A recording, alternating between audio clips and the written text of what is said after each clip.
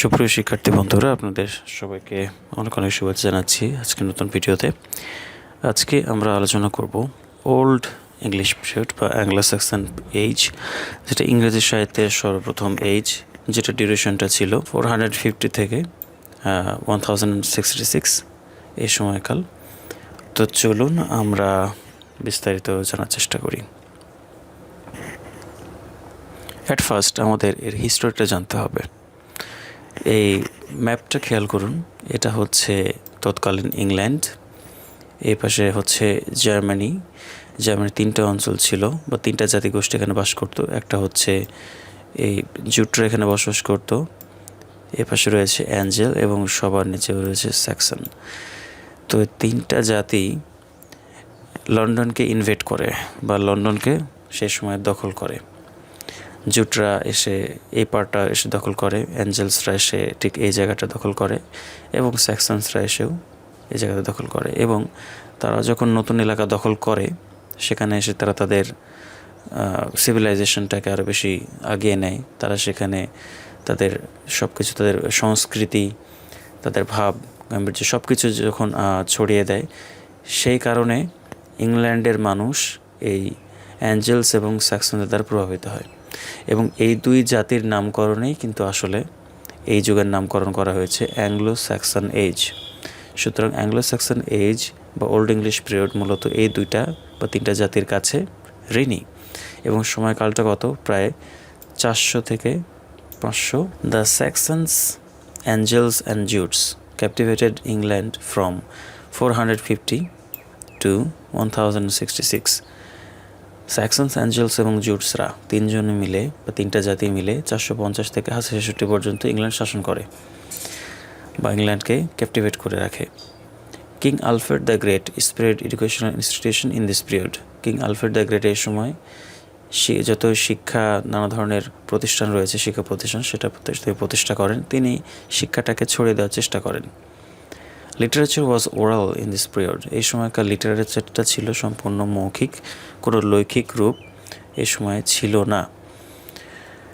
So এই হচ্ছে আমাদের হিস্ট্রি। সো হিস্ট্রিতে আমরা জানলাম অ্যাঞ্জেলস, স্যাক্সনস এবং জুটস, যারা জার্মানির অধীনে ছিল, তিনটা জাতি, তারা এসে ইংল্যান্ডকে দখল করে এবং তাদের নামানুসারে এই যুগের নামকরণ হয় অ্যাংলো স্যাক্সন যুগ।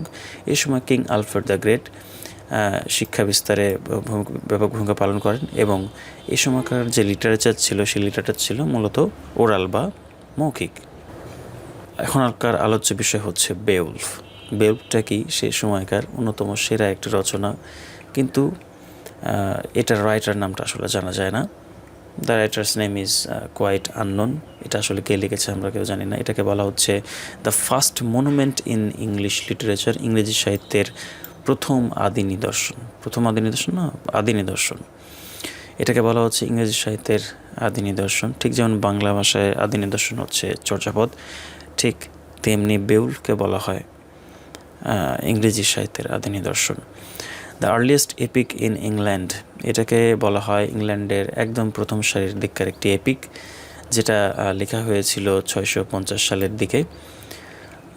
সো এটার গুরুত্ব অনেক বেশি, একদমই প্রথম সারির একটি রচনা। There were two parts. এটার পার্ট রয়েছে মূলত দুইটি। সো বেউল সম্পর্কে আমরা জানলাম, এটার রাইটার সম্পর্কে আমরা কেউ জানি না। It is called the first monument in English literature, the earliest epic in England, ইংল্যান্ডের একদম প্রথম সারির এপিক। And there were two parts, এটা রয়েছে দুইটা পার্ট। এখন আমরা কেনিউলফ বা সেনিউলফ এই ভদ্রলোক সম্পর্কে জানবো। তিনি একজন সে সময়কার কবি, তার অনেকগুলো রচনা রয়েছে। He is called as author of Christ. তাকে বলা হয় অথর অফ ক্রাইস্ট, এটা তার উপাধি আর কি, কারণ জিসাস ক্রাইস্টের ওপরে তার অনেকগুলো ধর্মতাত্ত্বিক বই লেখা রয়েছে, হিস্ট্রি সম্পর্কে অনেক কিছু তার বই রয়েছে। One of the four poets whose works are known to survive today. যে চারজন কবির কথা আমরা জানতে পারি সে সময়ের, তার মধ্যে অন্যতম হচ্ছেন কেনিউলফ। সো চলুন আমরা তার ওয়ার্কস সম্পর্কে জেনে আসি। ওয়ার্কস অফ সেনিউলফ, তিনি আসলে অনেক কিছুই, সেনিউলফ বা কেনিউলফ যে যা বলেন আর কি, তো তিনি অনেক কিছু লিখেছেন। যেমন এক নম্বরে রয়েছে Juliana, the Fates of the Apostles, Elene, Christ, এগুলো হচ্ছে তার অন্যতম রচনা। নেক্সট আমরা আলোচনা করব ক্যাডমনকে নিয়ে। ক্যাডমন সে সময়ের আরেকটি জনপ্রিয় কবি।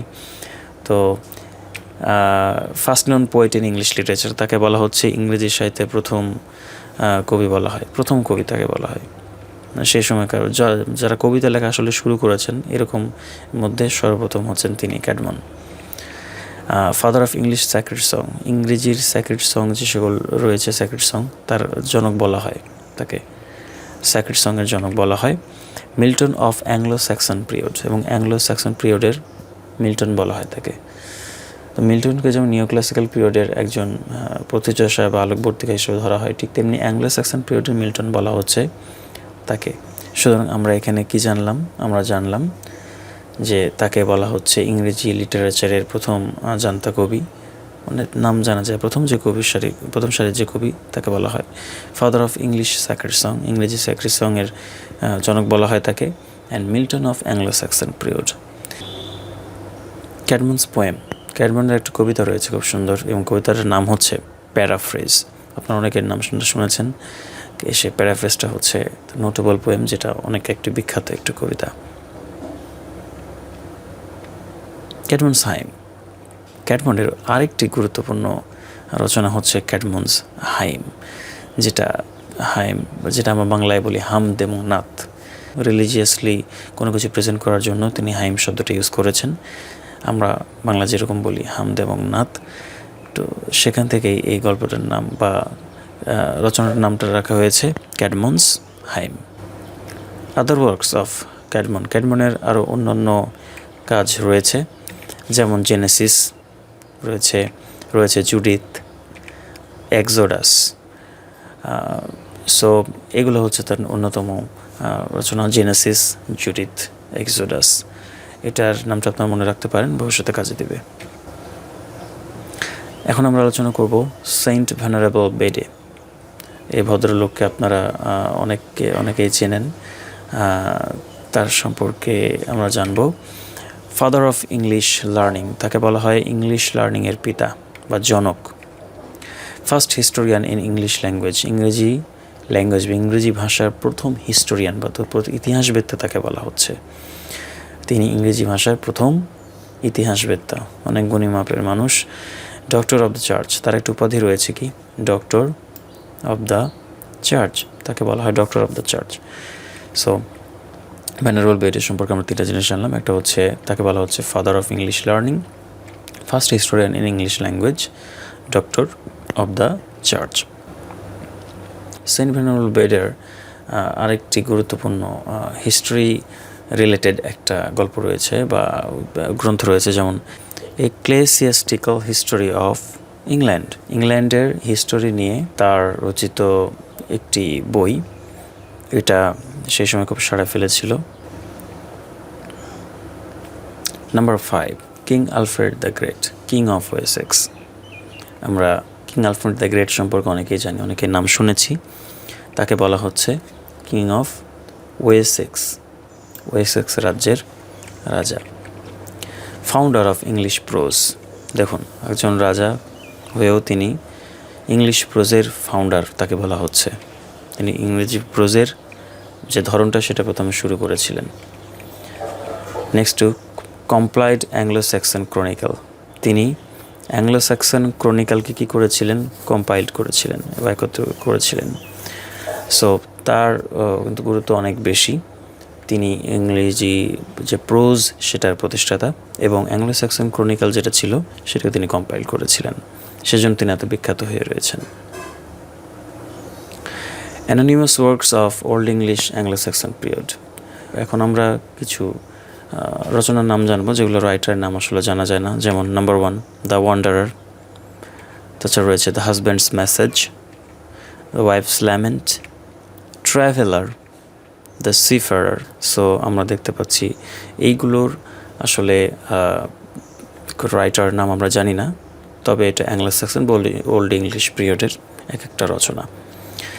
সো এই ছিল আমাদের অ্যাংলো স্যাক্সন এজ বা ওল্ড ইংলিশ পিরিয়ড সম্পর্কে সংক্ষিপ্ত আলোচনা। আশা করি ভিডিওটা আপনাদের ভালো লেগেছে। ভালো লাগলে অবশ্যই কমেন্টের মাধ্যমে জানাবেন আপনাদের কেমন লেগেছে, এবং কোনো সাজেশন বা তথ্যের প্রয়োজন হলে অবশ্যই আমাদেরকে জানাবেন। আমরা চেষ্টা করব সেই বিষয়টা সমাধান করার। ধন্যবাদ সবাইকে।